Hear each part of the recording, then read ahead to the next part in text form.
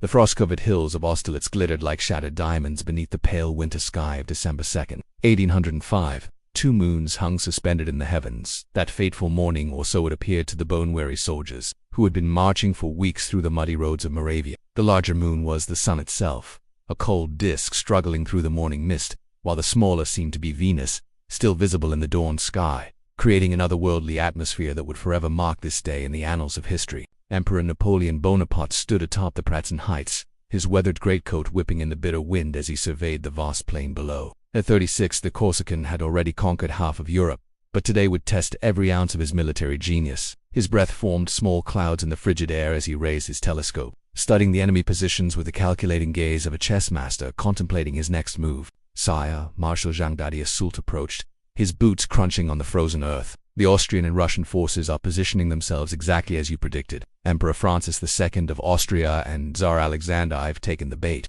Napoleon smiled, a grim expression that had become legendary among his Grande Excellence. "They believe they have us trapped with our backs to the Goldbach stream. They cannot see that their eagerness will become their downfall." He lowered his telescope and turned to face his assembled marshals. "Today, gentlemen, we fight not just for France, but for the very soul of Europe." The morning had begun with an almost supernatural silence. The Battle of Austerlitz, also known as the Battle of the Three Emperors, was one of the most important military engagements of the Napoleonic Wars. According to historical accounts from the Napoleon Foundation archives, the eerie calm that preceded the battle was noted by numerous soldiers in their memoir, describing how the twin celestial bodies seemed to watch over the impending carnage. Across the battlefield, Tsar Alexander I of Russia paced nervously within his command tent. At 28, the young monarch had inherited not only an empire, but also the weight of European resistance against French expansion. His advisors clustered around a map-strewn table, their faces grave in the flickering candlelight. "Your Majesty," General Mikhail Kutuzov, the grizzled veteran of countless campaigns,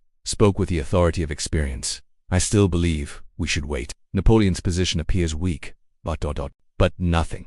General Alexander interrupted, his voice carrying the imperious tone of absolute authority. "We have 90,000 men to his 68,000. The Austrian Emperor Francis has committed his best troops, and our combined forces will crush this upstart Corsican once and for all." The tension in the tent was palpable as the young Tsar's words hung in the air. Outside, the sounds of an army preparing for battle created a low, constant murmur. The scraping of swords being sharpened, the creaking of leather harnesses, the nervous whinnying of horses sensing their riders' anxiety. Meanwhile, in the Austrian camp, Emperor Francis II sat in quiet contemplation. The Holy Roman Empire, which had stood for over 1,000 years, was crumbling under the pressure of revolutionary France. Today's battle would determine not just the fate of armies, but the future of European civilization itself. As the first rays of true sunlight began to pierce the morning mist, soldiers on both sides made their final preparations. Letters were written to loved ones, prayers were whispered to various gods, and weapons were checked one last time. The twin moons, one real, one an illusion created by the unique atmospheric conditions, seemed to cast an otherworldly glow over the Moravian countryside. The stage was set for one of history's most decisive battles. Three emperors, representing the old world and the new, would soon commit their forces to a conflict that would echo through the ages. As the silence deepened, broken only by the distant sound of marching feet and the occasional bark of a command, Europe held its breath. The morning mist clung to the battlefield like ghostly fingers, obscuring the movements of nearly 160,000 men as they maneuvered into position. Napoleon had spent the previous evening walking among his soldiers, sharing their campfires and listening to their concerns. This ritual, which had earned him the fierce loyalty of his troops, was observed by British war correspondent William Thornton, who later wrote in the Times of London about the emperor's ability to inspire ordinary men to extraordinary acts of valor. "My children," Napoleon had said to a group of grenadiers huddled around a flickering fire, "tomorrow we face the combined might of two empires. But remember, we are not just fighting for territory or glory. We are fighting for the principles of our revolution: liberty, equality, and fraternity. Every shot you fire, every charge you make, defends the rights of common men everywhere." The soldiers, their faces illuminated by the firelight, nodded. These were not professional soldiers born to privilege, but bakers, farmers, and craftsmen who had answered the call to defend their homeland. Now, as dawn approached, they prepared to face the combined aristocratic might of Europe. Across the field, the Allied forces were arranged in a massive formation stretching nearly 4 miles from north to south. The Austrian troops, resplendent in their white uniforms, stood in perfect formation alongside their Russian ally, whose dark green coats created a striking contrast against the snow-dusted ground. The sight was magnificent and terrifying, a testament to the old world's military might.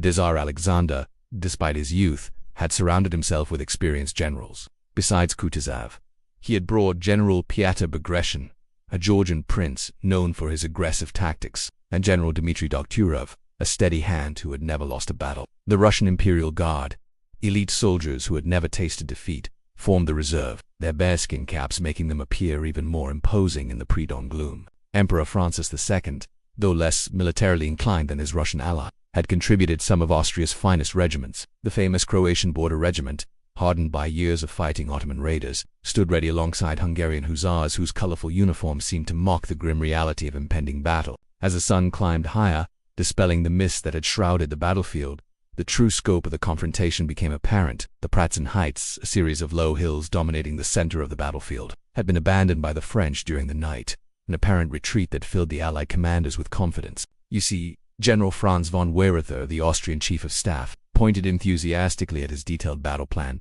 Napoleon has made a critical error. By withdrawing from the heights, he has given us the perfect opportunity to split his army in two. We shall attack his right flank with overwhelming force, roll up his entire line, and drive him into the marshes. The plan was elegant in its simplicity, but it required precise timing and coordination between two armies that had never fought together before.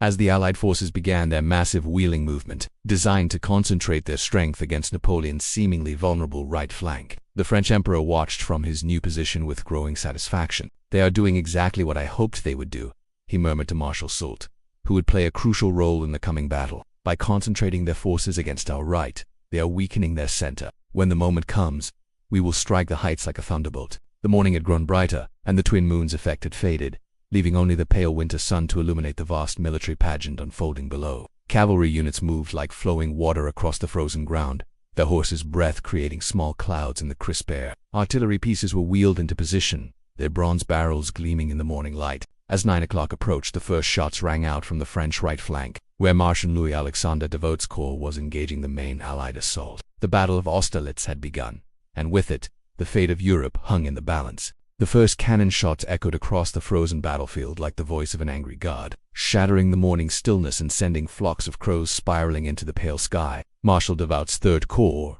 positioned on the French right flank, absorbed the initial Allied assault with the stoic determination that had made them legendary throughout Europe. These 27,000 men, outnumbered nearly 3-1, held their ground against the cream of Austrian and Russian nobility. "Hold fast, you devils!" Devote roared above the din of battle, his sword raised high as enemy cannonballs plowed furrows through the frozen earth around him. "Remember, Jena, today we write our names in history." The Allied attack, led by General Mikhail Kienmeyer's Austrian divisions and supported by Russian infantry, crashed against the French positions like waves against a rocky shore. The white-coated Austrian soldiers advanced in perfect formation, their regimental colors snapping in the wind as they marched into the teeth of French musket fire. Behind them, Russian grenadiers in their distinctive mitre caps moved with a mechanical precision that had made them feared across Europe. Meanwhile, Napoleon had positioned himself at the center of his battle line, his piercing gray eyes fixed on the Pratzen Heights. The morning sun had burned away most of the mist, revealing the true scope of the Allied mistake. In their eagerness to crush the French right flank, they had thinned their center dangerously, leaving the commanding heights defended by only a few battalions. Sire Marshal Soult approached on horseback, his mount's hooves clattering on the frozen ground. "The Fourth Corps is ready to advance. General Legrand and General Saint-Hilaire are in position." Napoleon raised his telescope one final time, studying the enemy positions with the intensity of a hawk spotting its prey. The moment had arrived, the culmination of weeks of strategic maneuvering and careful planning. Everything depended on the next few hours. "Marshal Soult," Napoleon's voice carried clearly despite the distant sound of battle, "you will take the Pratzen Heights. Strike hard and fast. The fate of the empire depends on your success." The assault began at 11 o'clock in the morning, as 18,000 French soldiers began their advance up the gentle slopes of the heights. The sight was magnificent. Blue-coated infantry moving in perfect formation, their white crossbelts gleaming in the sunlight, bayonets fixed and ready. Behind them, artillery pieces rode forward, their crews preparing to unleash devastating firepower on the enemy positions. General Legrand's division led the assault, their drums beating the PA to charge as they climbed toward the enemy lines. The Russian and Austrian defenders, caught completely off guard by the ferocity of the French attack, struggled to organize their resistance. The 4th Battalion of the Fanagoriyski Regiment, elite Russian soldiers who had never retreated from any battlefield, found themselves overwhelmed by the sheer audacity of the French advance. For the Emperor, the cry went up along the French line as Saint-Hilaire's division struck the southern portion of the heights. The fighting was savage and close. with bayonets flashing in the winter sunlight and the crack of musket fire creating a continuous thunderous roar. Colonel of the 14th Line Infantry later described the scene in his memoirs.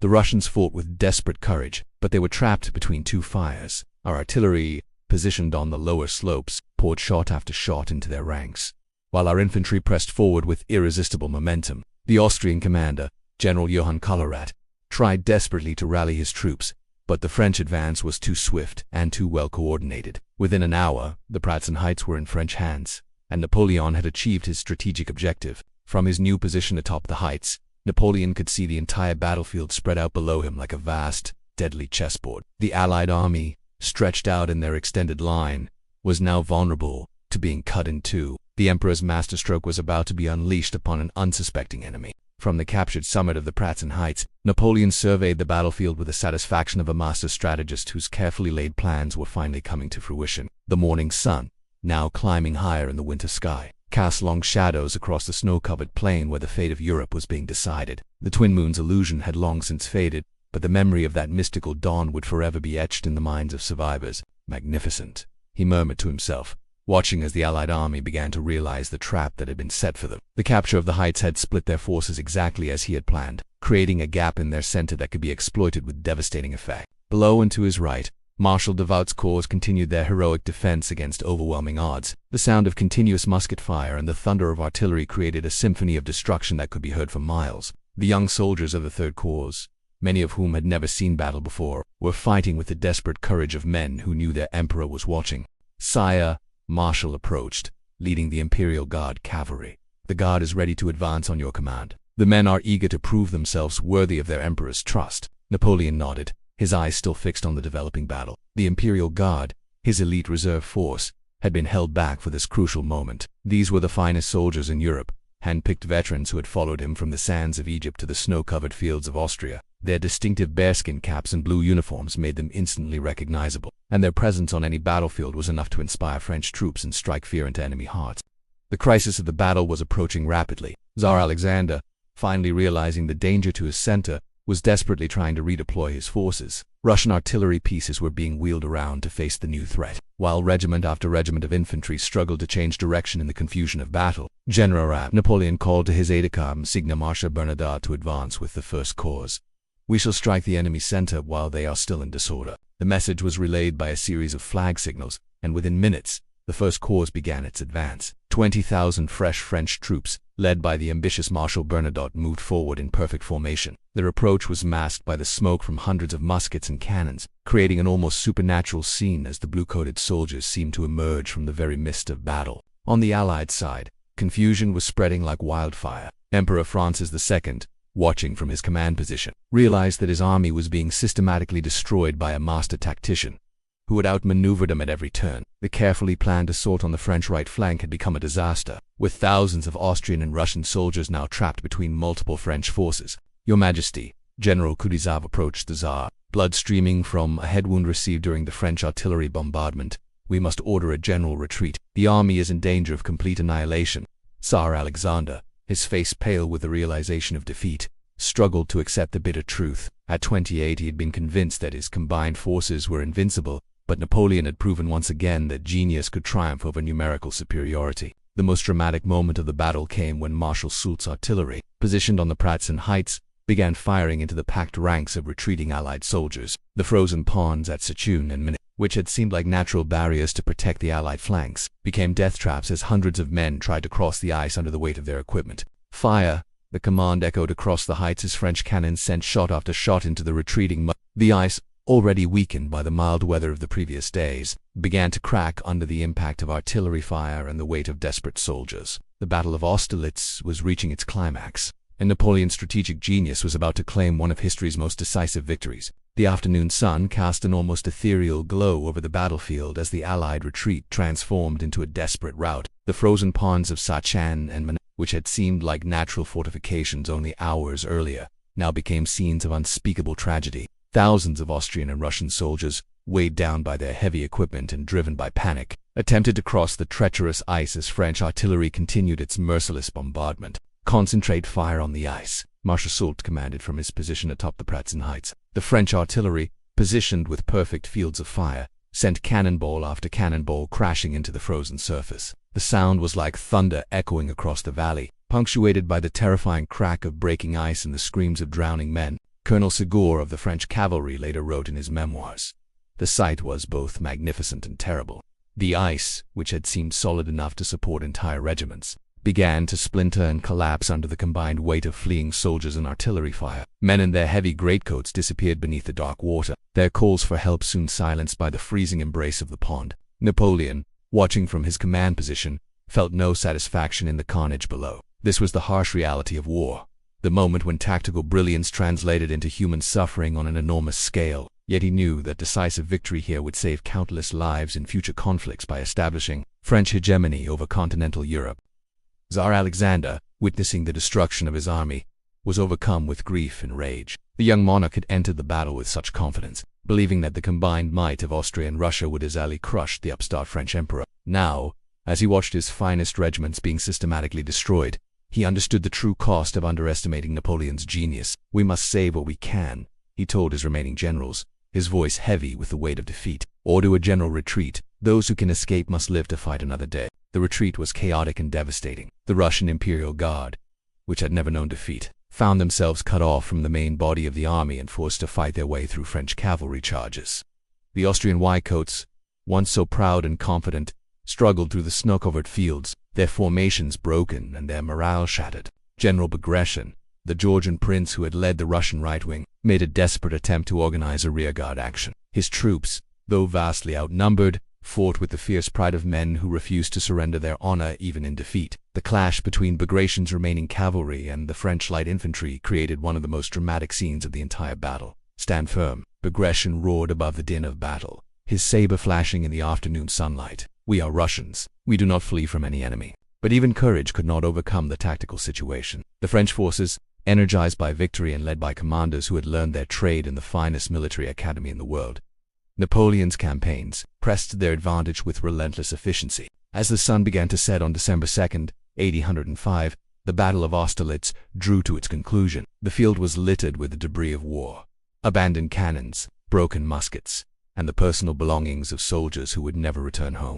The snow, which had been pristine white at dawn, was now stained with the blood of 3 nations. Napoleon, surveying the scene from the Pratzen Heights, was already planning his next moves. Victory at Austerlitz had effectively ended the Third Coalition against France, but he knew that peace would only be temporary. The other powers of Europe would not accept French hegemony without further resistance. "Gentlemen," he addressed his assembled marshals as the last shots of the battle echoed across the valley, "today we have not just won a battle, we have changed the course of history. The old world of kings and emperors is dying, and a new age is being born." The silence that followed was profound, broken only by the distant sound of wounded men calling for help and the creak of artillery, pieces being moved into defensive positions.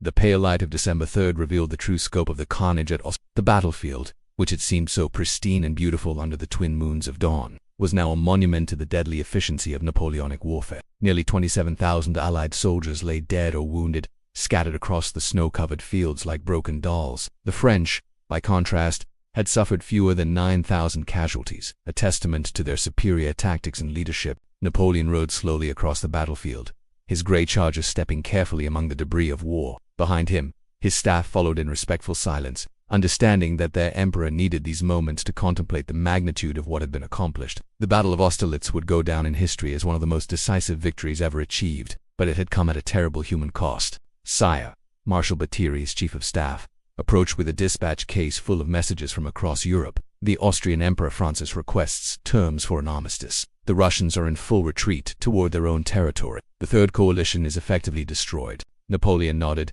his expression grave despite the magnitude of his victory. At 36, he had achieved what few generals in history had ever accomplished, the complete destruction of enemy forces more than twice the size of his own army. Yet he understood that victory in battle was only the beginning. The real challenge would be transforming military success into lasting political change. As if summoned by his thoughts, a small party of riders approached under a flag of truce. At their head rode Emperor Francis II himself, his face bearing the weight of absolute defeat. The Austrian monarch, who could trace his lineage back through centuries of Habsburg rule, was about to negotiate with a man who had been born a commoner on the island of Corsica. "Your Majesty," Napoleon dismounted and walked forward to meet his defeated opponent. Despite their enmity, He showed the traditional courtesy due to a fellow sovereign. I regret that our meeting must come under such circumstances. Franz, visibly shaken by the destruction of his army, maintained his royal dignity. Emperor Napoleon, I come to discuss terms for the cessation of hostilities. Surely enough blood has been spilled on this field. The negotiation that followed would reshape the map of Europe. The Treaty of Pressburg, signed several days later, would strip Austria of significant territory and confirm French dominance over the German states. The Holy Roman Empire, which had existed for over 1,000 years, would be formally dissolved, marking the end of an era that had defined European politics since the time of Charlemagne. Meanwhile, Tsar Alexander had withdrawn with the remnants of his army, vowing revenge for the humiliations suffered at Austria. The young Russian monarch, though defeated, was far from broken. He would spend the coming years building new coalitions and preparing for the inevitable resumption of hostilities. As the French army began the long march back to winter quarters, Napoleon found himself contemplating the broader implications of his victory. The battle had established him as the master of continental Europe, but it had also set in motion forces that would ultimately lead to his downfall. The very success that made him invincible also made him indispensable to continued French expansion, a burden that would eventually prove too heavy for any one man to bear. The soldiers who had fought at Starlit would carry the memory of that miraculous dawn for the rest of their lives. They had witnessed their emperor at the height of his powers, orchestrating a victory that seemed to defy the very laws of military science. The image of Napoleon standing atop the Pratzen Heights, surveying his conquered enemies, became one of the defining moments of the Napoleonic legend. As the last French units departed the battlefield, leaving only the burial details to tend to the fallen, the fields of Austerlitz settled into winter silence. The twin moons of that fateful dawn had long since faded, but the echoes of the battle would resonate through European history for generations to come, marking the moment when one man's genius had literally changed the world.